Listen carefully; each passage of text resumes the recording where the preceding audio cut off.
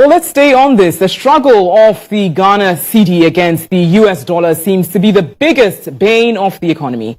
Despite the announcement of the withdrawal of foreign exchange support to goods classified as non-essential, the suspension of interest payments on foreign loans and an ongoing IMF support program, the Cedi in recent times has been on several days of depreciation streak against the dollar.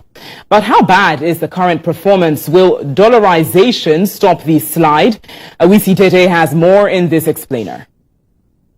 Under the MPP, we have arrested the rapid depreciation of the cedi, and we will make no apologies for that. We have arrested the rapid depreciation of the cedi. But not quite. The cedi is once again in a free fall. It really gets confusing how 14 cedis, 90 pesos at Forex Bureau, and 13 cedis, 1 peso given by the Bank of Ghana is now equivalent to $1. How did we get here? How did it get this scary? Ladies and gentlemen, you will recall that I stated in 2014 that if the fundamentals are weak, the exchange rate will expose you. That was true then, and it is true now. It is 100% correct. The Ghana Cedi for years has struggled against the major trading currency, with the current government grappling to find a lasting solution to what could be described as the biggest problem of the economy. In 2022, the cedi declined more than 55% between January and October. Ghana ended 2023 with a depreciation of 15.57% to the US dollar in the retail market, and on the interbank market, the local currency also lost about 27.81% in value to the dollar.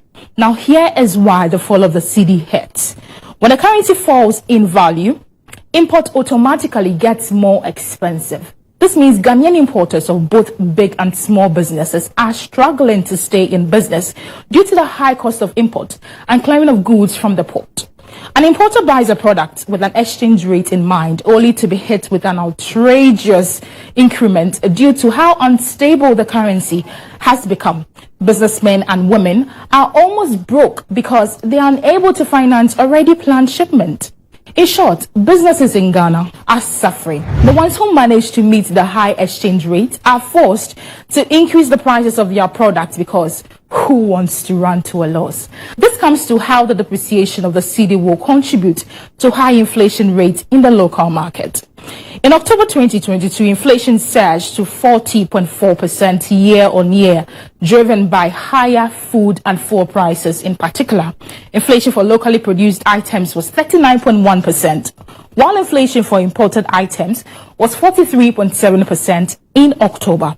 Inflation will sharply erode the purchasing power of consumers, as prices for most products will go up almost every other week.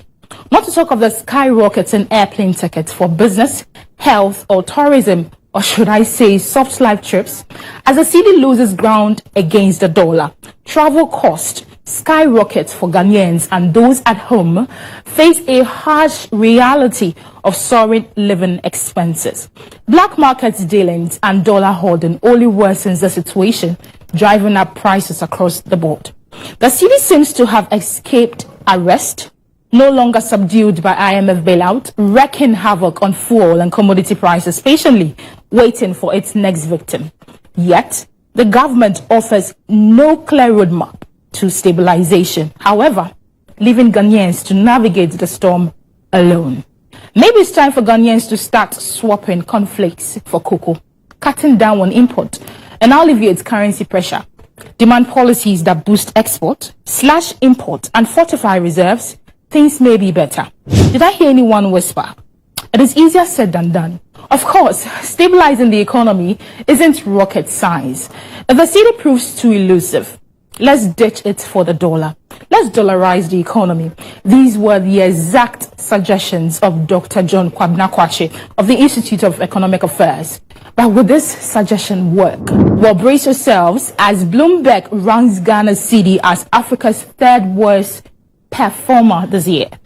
And unless swift measures are taken, we are in for a bumpy ride. It is a castle. Omenyo Yamai. Nenam a memoir enkoye.